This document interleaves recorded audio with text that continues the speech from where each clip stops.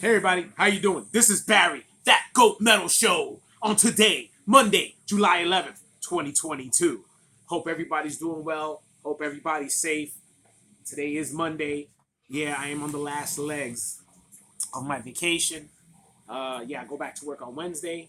Why Wednesday? Because why the fuck not, right? Okay. Some of the things we want to just get some stuff out of the way. I want to thank again, always as always, Richie Delgado, the silent producer, for hooking me up with all said information. He is on top of things. Everybody, give that man your support as well. I'm sure he's going to be hooking up some segments for us sooner or later. So we're looking forward to Richie getting down and dirty with that Goat Metal Show. Okay. First thing I want to talk about. Okay. It's making headway now. As far as Stranger Things. If anybody who's seen Stranger Things season 4, spoiler alert. Okay, the character Eddie goes in one of the scenes and he starts playing Master of Puppets to try to get these little wingbat demons to get to him. But it was just the way everything transpired. It was just really cool the way they did it. Had it like if he was playing it, of course he wasn't. But the thing that's getting me is that, which is it's cool because the show is based in the 80s. So it was 1986 in the show, so that's when the album did come out. So everything played well. I mean, I really dug his character. It was one real funny ass scene where they're looking for tapes and they go and they're picking up cassettes saying that this is not music, they can't find no music, and he picks up an Iron Maiden cassette from A Piece of Mind, said this is music. And I thought that was fantastic, man. A lot of the stuff that they throw in here as far as like classic metal songs, it just feels good. It's good to see it. And then the thing that gets me is that you get the nostalgia part of it, and it becomes relevant again. Not that freaking Metallica needs any more money in their pocket, man. But now they said that Spotify got it back up. It's on the top 50 for downloads, and everybody now all of a sudden is listening to Master of Puppets again. Okay, and I think that that's great, and I hope that in the next season of Stranger Things, maybe they'll do it with maybe another group, maybe a group, maybe like Maiden. You know what, Maiden.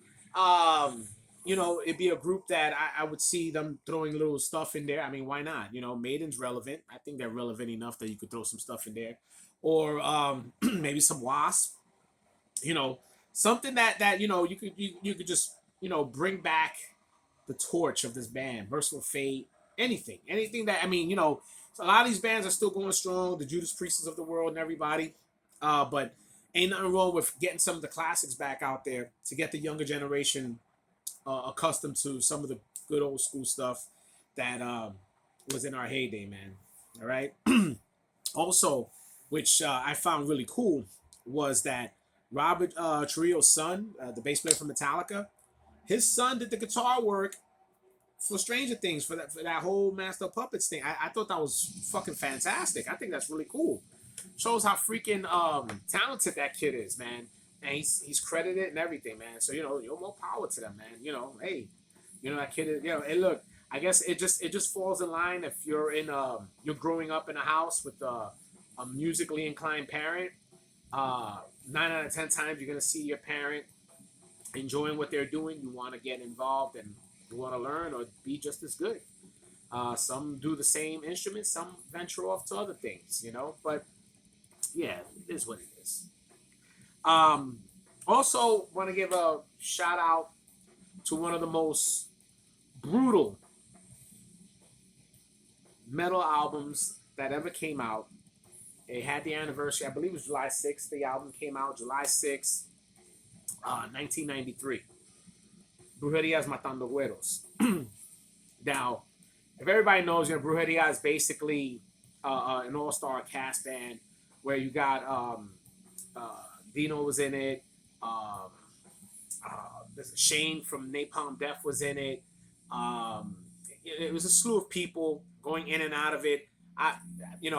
Ron Bujuro and all these other guys in there, but there was basically a mix of all these dudes in there just having a good time.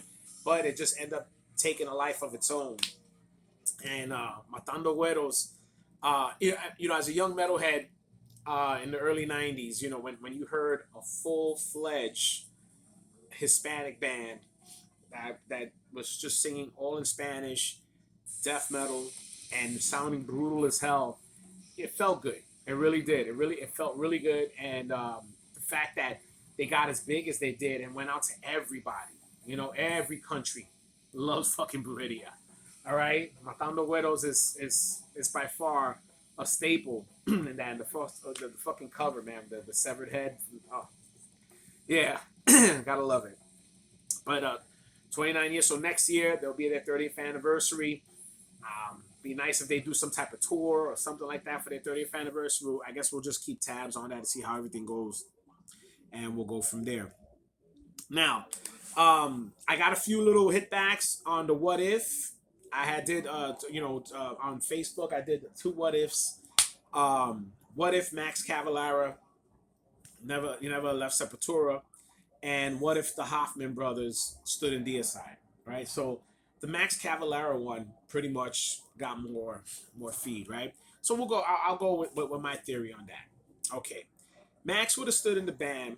I got a feeling that I don't think things probably would have worked out, even if they would probably would have did another album after Roots or maybe a little down the line. I mean, Max at that point when Roots came out, and you saw it from Chaos AD to Roots, they were taking more of the element with with the native Brazilians and the native stuff and the drums and that was why when he did Soulfly he basically did more of that. But you could even see in Soulfly eventually Max started to go more to his original sound again, more his original metal roots. Roots, and look, doing the whole thing that of the native stuff from Brazil was I guess it was cool for one or two songs, but I think he was trying to go more down that route, and I would have seen that if Sepultura would have continued that, I think he would have pushed it a little too much and it would have just got bland. Um, I guess in some retrospect, things worked out for what they happened for what they did. Do I miss Max and Sepultura? Fuck yeah, fuck yeah. I mean, it's a shame now that we got Max and Igor going around touring, doing Beneath the Remains and Arise, um, you know, and just bringing back that feeling of what Sepultura was. Um, I'm not a fan of what Sepultura is now after Max left. They changed everything. I mean, even if they would have got that singer, the singer to take over for Max, I just felt like if Andreas was trying to prove a point, he could have stood to what Sepultura was, and maybe you could accept the singer, because that means give Cannibal Corpse for example. Everybody was Chris Barnes loyalist, but when Corpse Grinder came in, Cannibal Corpse still sounded like Cannibal Corpse, and Corpse Grinder just added his own element, and it sounded great. So yeah, I mean, look, if he would have stood, I think it would have probably been maybe one more album, maybe two more albums after Roots, but I feel that it would have just been the same thing. Somebody would have got tired of what they were doing because they're trying to push more than what they used to do, and it would have got bland anyway. Either it would have got bland within the band, or it would have got bland with the fans anyway, and then it would have been losing out, and but that's what it is. It's just a what if right now, right? So, but you see what's going on now. Max, I guess, realized that he needed to get back to his real roots of metal, and if you notice from the last couple of things he's been doing, even with the Cavalera Conspiracy and last couple of Soulfly albums, it's been a little bit more, back to what Max and the old Sepultura sound. So, but yeah, that's my what if. That's my what if right now. You guys got another what if? Throw it my way. I'll post up on Facebook another couple of what ifs. You guys tell me what you think, and I'll do it on the next episode. All right. So also don't forget, go on my Facebook, the Sith Lords merch. Um, Follow me there. Make sure you check out merch. I got a whole bunch of metal merch and other types of merch from geeks, sports, all that good shit. Okay, and also if you're into sports and if you're a Met fan like I am, I have another channel that I just did for Met fans called Bronx fan, a Mets fan from the Bronx. Okay, so I have 3 channels now. Okay, so if you're a Met fan listening to this, tune into that and give me a like and subscribe on that as well. And I just discuss Met stuff and just from my side of things. I'm a huge Met fan. All right, that's it, guys. Look, if you have anything you want me to check out, if you got your band, you got some music, you want me to go and review it, I'll review it for you here, free of charge. Give you guys your links and all that stuff. I have no problem doing that. I'm not making no money out of this, but I don't mind helping out bands. So just let me know, and we'll see where it goes from here. All right, guys, that's it right now. This is Barry, That Goat Metal Show. Stay brutal.